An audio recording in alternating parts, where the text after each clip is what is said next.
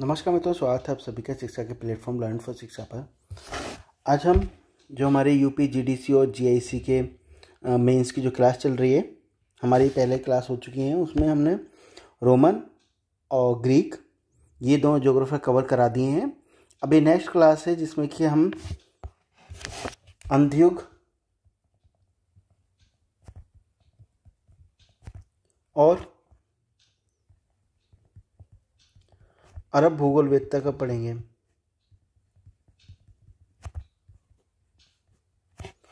सबसे पहले हम जानते हैं अंधयुग। अंधयुग आखिर इसे क्यों नाम अंधयुग कहा गया है, क्यों इसे अंधयुग कहा गया है, इसमें ऐसा क्या हुआ जो यहाँ का टाइम फ्रेम जो है पूरी तरीके से बेकार हो। सबसे पहले जो इसका टाइम फ्रेम देखेंगे, टाइम फ्रेम है इसका आपका 300 AD से 1200 AD तक का टाइम फ्रेम है आपका। जब यूरोप से रोमन साम्राज्य का पतन हो गया, तो रोमन साम्राज्य के पतन होने के बाद वहाँ पर जो है चर्च का राज हावी हो गया। और चर्च का राज जहाँ पर धार्मिक प्रसार होता है, जहाँ पर धर्म का राज हो जाता है, वहाँ पर वैज्ञानिकता शून्य के समान हो जाती है। ऐसा ही जो यूरोप में वैज्ञानिक घटनाएं हो रही थी, वो उन पर वैज्ञानिक अध्ययन हो रहे थे और भूगोल का जो वैज्ञानिक तरीके से धीरे धीरे चीज़ें समझने की कोशिश की जा रही थी, कहीं ना कहीं उन पर पूर्ण रूप से विराम लग गया। और जब पूर्ण रूप से विराम लग गया तो फिर यहाँ पर जो वहाँ पर ज्ञान के नाम पर अंधापन छा गया। तो यानी कि ज्ञान के नाम पर कुछ भी पकड़ा देते थे, जो भी पोप होते थे, पादरी होते थे वहाँ के, कुछ भी जो बाइबल अपने हिसाब से लिख के और बाइबल के हिसाब से कहते थे कि भाई अब जैसे कि उसमें प्लेटो और अरस्तु ने तभी बता दिया था कि पृथ्वी गोल है, पृथ्वी गोलाकार है। मगर फिर से जो है इनकी बातें नकार करके कि नहीं ऐसा नहीं हो सकता, उन्होंने फिर से ही मानी कि पृथ्वी जो है चपटी शेप में है और इसमें जो है एक सरिता बहती है यहाँ पर और चारों पिलर पे पृथ्वी इस तरीके से खड़ी हुई। तो इस तरीके से जो अवैज्ञानिक चीज़ें थी वो होने लगी। और ये कहाँ से आई है वैज्ञानिक चीज़? होमर के ग्रंथ से। ऐसे ही आपको जो है धर्म के नाम पर बरगलाया जाता है और धर्म के नाम पर पुरानी बातें धर्म के नाम पर बताया जाता है, तो हमेशा पौराणिक चीज़ों का सारा लिखा जाता है कि भाई देखो तुम्हारे पूर्वज किताबों में ये लिख के गए हैं, तुम्हारे पूर्वजों ने बताया है कि तुम यहाँ थे, तुम उड़ सकते थे, तुम तो जो है बिना पंख के आदमी उड़ सकता था। इस तरीके की बातें बता देते हैं और फिर कहते हैं कि भाई हमारा ज्ञान जो है सर्वश्रेष्ठ है, तुम हमारी ज्ञान को, हमारी संस्कृति सबसे श्रेष्ठ है, हमारा धर्म सबसे श्रेष्ठ है, हमारे भगवान सर्वश्रेष्ठ हैं। ऐसी बातें बताकर, और ये बातें बताता कौन है? जिसे लोगों पर राज करना होता है। और जो लोगों पर राज करना चाहता है वही लोगों को धर्म के नाम पर लड़वाता है, धर्म के नाम पर उनमें अंधापन घुसाता है, जिससे कि वो अपनी बातें लोगों से मनवा सके और खुद जो है मज़े मारता है और लोगों को धर्म के नाम पर अंधा करता है। जैसे कि कार्ल मार्क्स का एक सबसे बहुत अच्छा कथन है कि धर्म एक अफीम के समान होता है जो समाज को किसी भी चीज़ का दर्द नहीं होने देता।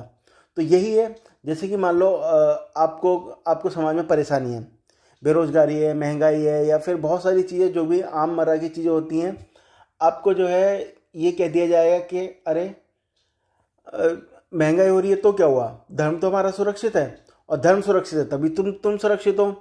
ऐसी बातें बताई जाती हैं और धर्म के नाम पर बहुत सारी अंधविश्वास की चीज़ें फैलाई जाती हैं। तो यही रोमन साम्राज्य का जब पतन हो गया, जब वहाँ से जो स्टेब्लिश ऑटोमन साम्राज्य था, जब ऑटोमन साम्राज्य का पतन हो गया, फिर उसके बाद जो है पोप और पादरियों के हाथ में पूरा भविष्य आ गया। तो वहाँ पर ये सब चीज़ें बातें फैलने लगी और जहाँ धर्म की प्रधानता रहती है वहाँ पर जो है वैज्ञानिकता का बिल्कुल रूप से लोप हो जाता है। वहाँ लोग विज्ञान की बातें बिल्कुल नहीं करते, क्योंकि उन्हें सिर्फ और सिर्फ धर्म की बातें बताई जाती हैं। धर्म के आधार पर आपको ये सब चीज़ करनी है। देखो आपके धर्म में पहले ऐसा होता था, अब तुम कैसे करते हो? पहले तुम कहाँ थे? पहले तुम्हारा बहुत स्वर्णिम भविष्य था, पहले तुम सोने की चिड़िया थे, पहले हर घर में सोना हुआ करता था, लोग बहुत मज़े के साथ रहते थे। ऐसी बातें बताई जाती। क्यों? क्योंकि सिर्फ और सिर्फ अपनी राजनीति चमकानी होती है इन सब लोगों को। तो यही सब जो है उस टाइम पर जो डार्क एज का जो पीरियड था 300 AD से सीधा आपका क्वेश्चन पूछा जाएगा। पहली बात है कि कौन सा पीरियड था, वो आपको कहीं भी भटकना नहीं है, सिर्फ और सिर्फ यही होगा। और बाकी किताबों और कुछ मिलता है उससे कोई लेना देना नहीं है। क्वेश्चन आएगा तो उसका आंसर यही होगा, 380 से 1280 तक ये होगा। तो इन्होंने उस टाइम पे फिर क्या किया, जब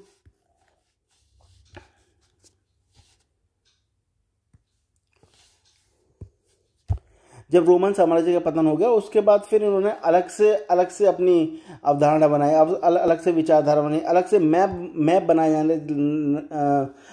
जाने लगे। जैसे कि मान लो टॉलमी ने मैप बनाया था तो वो भी बहुत प्रासंगिक मैप था भाई उस जमाने के हिसाब से, जबकि इतनी मशीनरी नहीं थी, कुछ भी नहीं था, तब इतना प्रासंगिक मैप था। और उसे हटा के फिर उन्होंने क्या एक मैप बनाया जिसका नाम इन्होंने दिया, जिसे हम कहते हैं T-in-O मैप। T-in-O यानी कि इसे बोलते हैं चक्र मैप भी बोलते हैं, चक्र मानचित्र। इसमें क्या होता था, ये एक तरीके से गोला है, ये इन्होंने कहा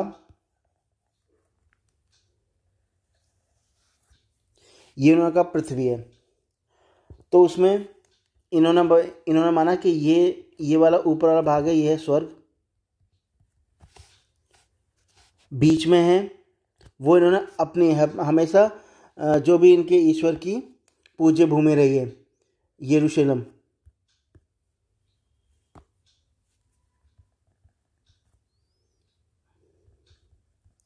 या फिर जेरूशलेम।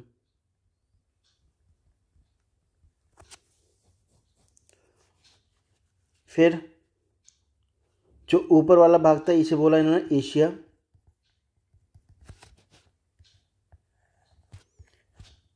इन्होंने पश्चिमी भाग को बोला यूरोप।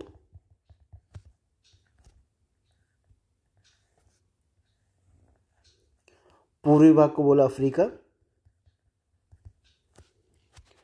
और यहां पर रखा है ना अजीन सागर।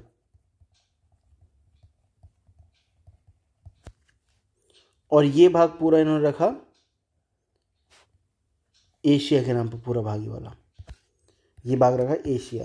तो इन्होंने कहा कि बीच में जो है, और बीच में है इनका चर्च, बीच में है इनका मंदिर, और ये आपका पूरब में अफ्रीका, पश्चिम में है यूरोप, और उत्तर में है एशिया, और एशिया के ऊपर है स्वर्ग। जो अच्छा काम करेगा वो स्वर्ग में जाएगा, जो बुरा काम करेगा वो नरक में जाएगा। ये सब कहने वाली बात होती है। जो इनके अनुसार चलेगा उन्हें तो एक कहते थे कि मोक्ष का रास्ता है, स्वर्ग जाने का रास्ता है, और जो हमारे हिसाब से नहीं चलेगा वो जो है नरक में जाएगा। इस ऐसी बातें कहते थे। तो फिर इसी युग को जो है आपका अंधयुग कहा गया। अब इस पर कोई क्वेश्चन आएगा तो हम उसमें रोमन साम्राज्य के पतन के बारे में लिखेंगे,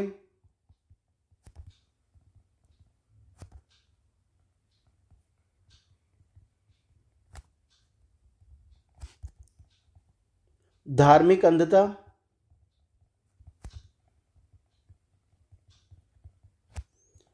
और लिखेंगे इसमें वैज्ञानिकता का अभाव,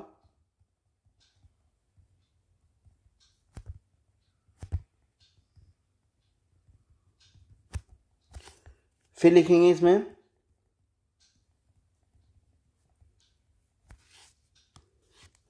रूढ़िवादी सोच का प्रभाव।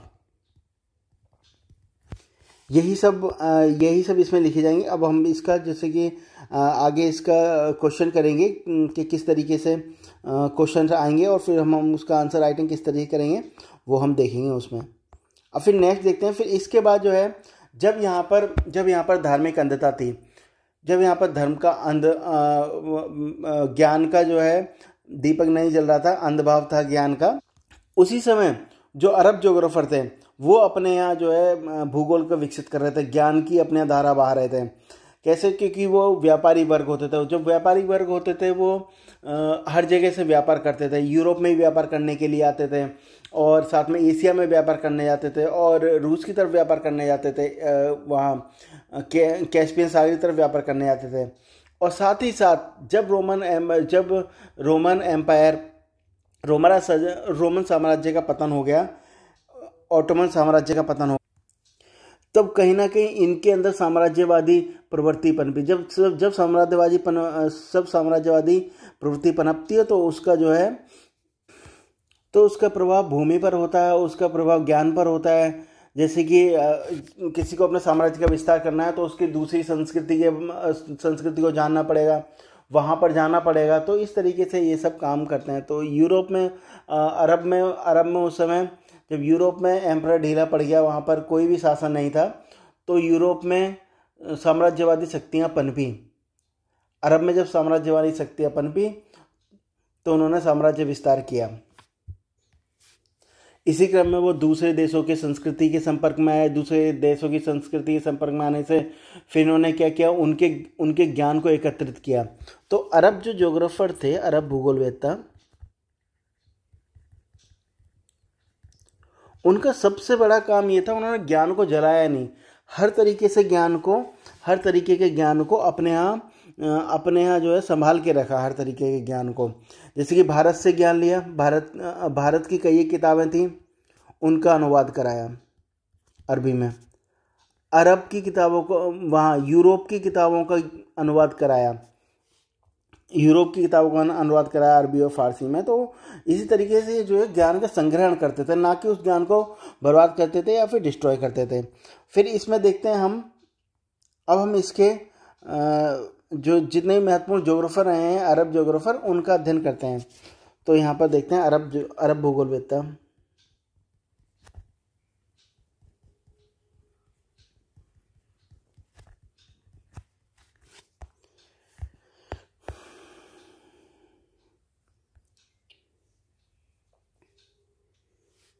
जो अरब भूगोलवेत्ताओं में जिनका सबसे पहला जो नाम आता है ना, वो नाम आता है हारून अल रशीद का।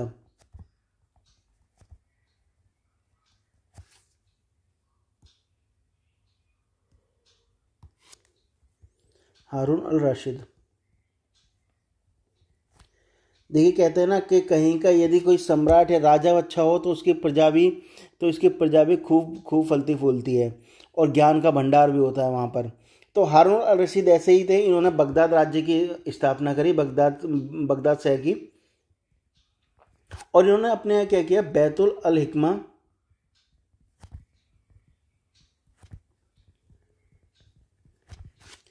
एक शैक्षणिक संस्थान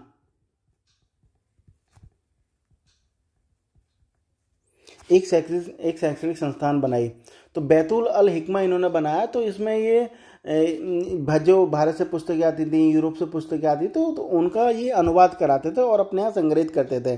तो कहीं ना कहीं यदि किसी विषय की नींव जहाँ रखी जा रही है, और नींव ही इतनी मजबूत रखी जा रही है, भाई यहाँ से हर तरीके से वो अपने अंदर ज्ञान संग्रहित कर रहे हैं, तो कहीं ना कहीं देखिए अब उस विषय का वहाँ पर कितना अच्छा विकास होगा, जाकि नींव इतनी अच्छी मजबूत हुई। तो उस नींव को रखने का काम हारून अल रशीद ने सबसे पहले किया।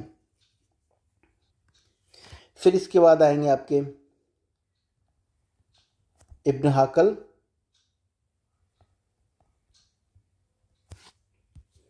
इब्न हाकल की बुक है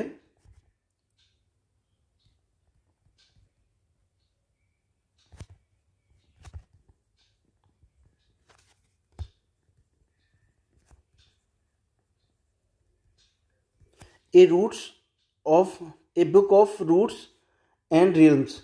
ये इनकी बुक का नाम है। ये काफ़ी इम्पोर्टेंट बुक है। इसमें ही इन्होंने जो है कैस्पियन सागर है उसे उत्तरी सागर के साथ जुड़ा नहीं है, ऐसा इन्होंने बताया।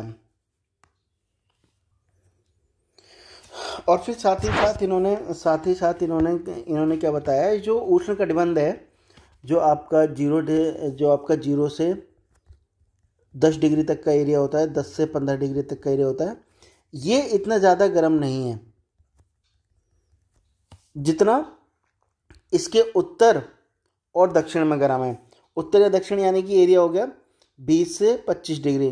सबसे ज़्यादा गर्मी कहाँ पड़ती है? सबसे ज़्यादा गर्मी जो है 20 से 25 डिग्री में, यहीं सबसे ज़्यादा मरुस्थल पाया जाता है। तो ऐसा इन्होंने अपनी इसी किताब में बताया है।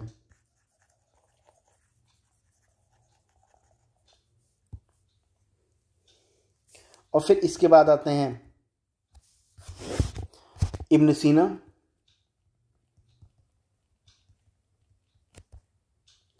इब्न सीना को जो है फादर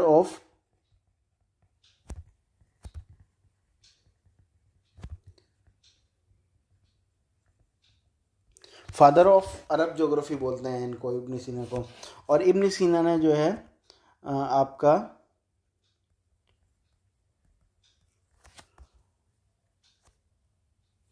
भूविज्ञान पर काम किया। और इनके बारे में दो चीज़ें और फेमस हैं। इन्होंने अरब का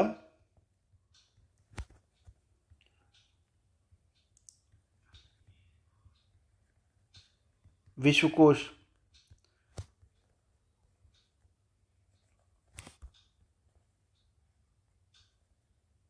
इंसाइक्लोपीडिया इन्होंने लिखा, इसलिए इन्हें जो है फादर ऑफ अरब ज्योग्राफी बोलते हैं। फिर इनके बाद आते हैं आपके अल मसूदी।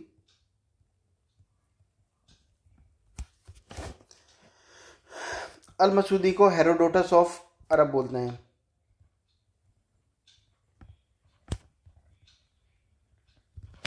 हेरोडोटस ऑफ अरब बोलते हैं। अल मसूदी के बारे में बहुत सारी चीज़ें फेमस है, जैसे कि इन्होंने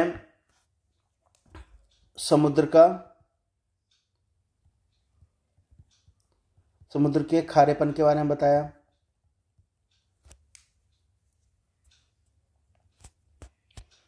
बंगाल की खाड़ी में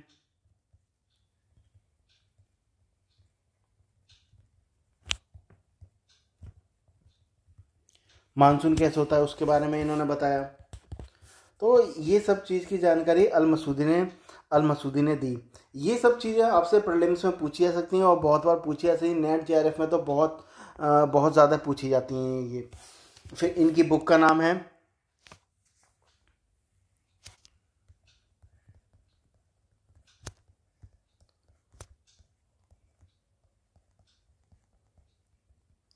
किताबुल मिराज अल हदाब। ये इनकी बुक का नाम है, जो कि एकमात्र उपलब्ध बुक है इनके बारे में। और इन्होंने जो है विश्व को 14 जलवायु प्रदेशों में बांटा। 14 जलवायु प्रदेशों में इन्होंने बांटा ये इसके। और फिर साथ ही साथ इन्होंने आपके ज्वार और भाटा संबंधी बातें कही।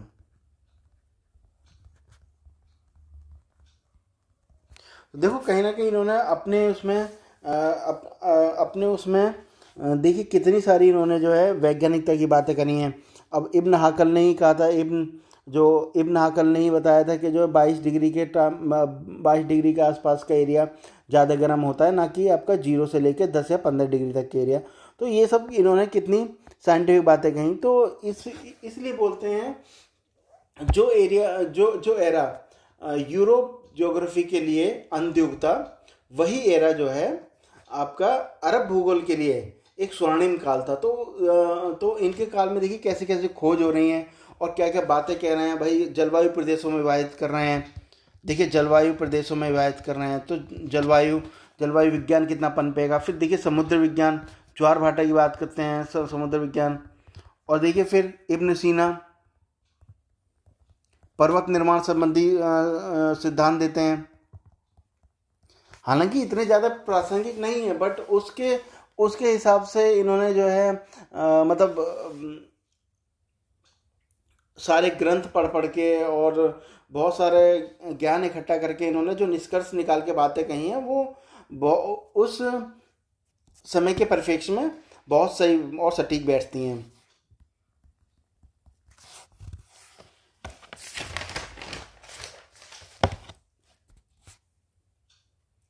फिर इसके बाद आते हैं अलबरूनी महमूद गजनवी के टाइम पर भारत में आए ये।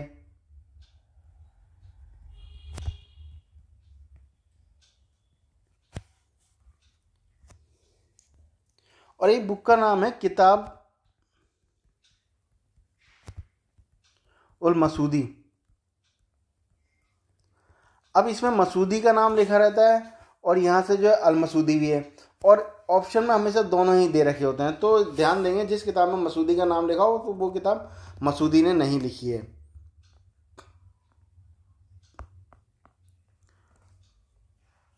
और इनके बारे में एक और चीज़ फेमस है, जो आपका ऊषा काल होता है, यानी कि मॉर्निंग काल, और संध्या काल। इन्होंने जो प्रकाश की किरण, जो प्रकाश जब हम सुबह होते हैं और शाम होते हैं, जो किस तरीके से ऑरेंज रंग की जो है लालिमा फैल जाती है आकाश में, उसका वर्णन किया।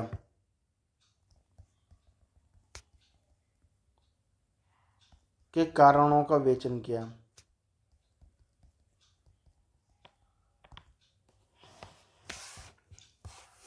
और इनकी पुस्तक का नाम है रिसला।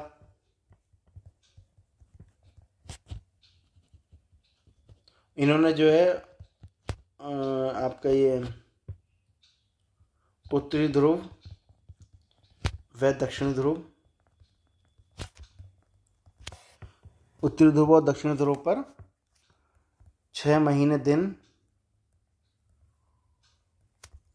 और रात की बात कही।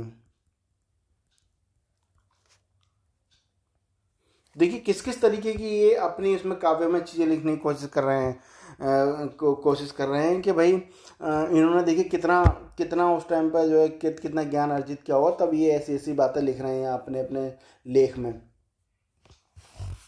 फिर इसके बाद है अलदृषि।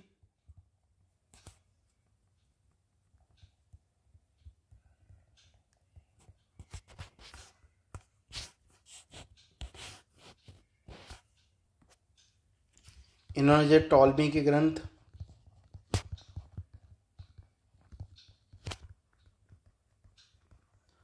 अल्मागेस्ट में सुधार किया। फिर इसके बाद आते हैं इब्न बतूता।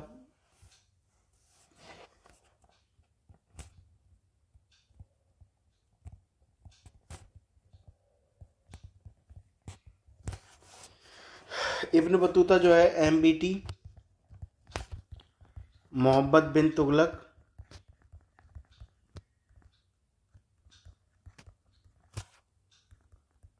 के समय में ये भारत आया, और उस समय के भारत का इन्होंने अपनी बुक जो इनकी रेहला है, रेहला पुस्तक का नाम है, उसमें जो है इन्होंने वर्णन किया है।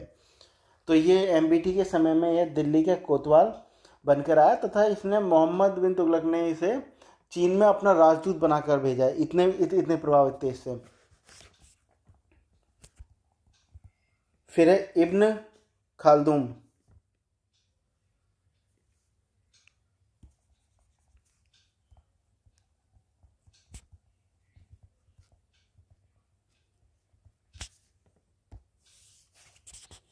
ये अंतिम भूगोलवेत्ता थे।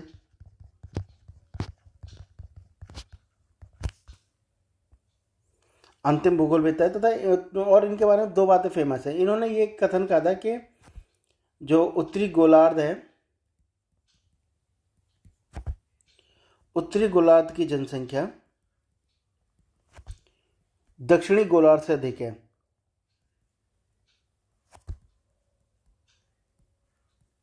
ऐसे इनके लेखों में वर्णन मिलता था। एक और है, ये जो है प्रथम पर्यावरण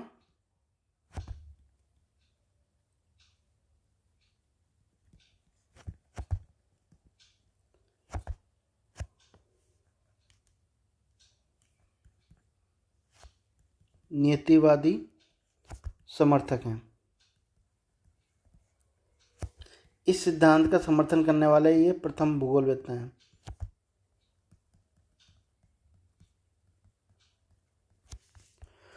तो देखिए इसमें सबसे पहला आएगा हारून अल रशीद, फिर इब्न हाकल, इब्न शीना, अल-मशूदी, अल-बरूनी, अल-इदरीशी और इब्न बतूता और इब्न खालदून। फिर इसमें और भी हैं, जैसे कि मान लीजिए आपका जो है जो किताबुल अश्काल,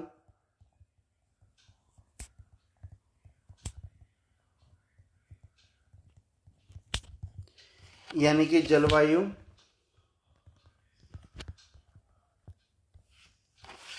एटलस,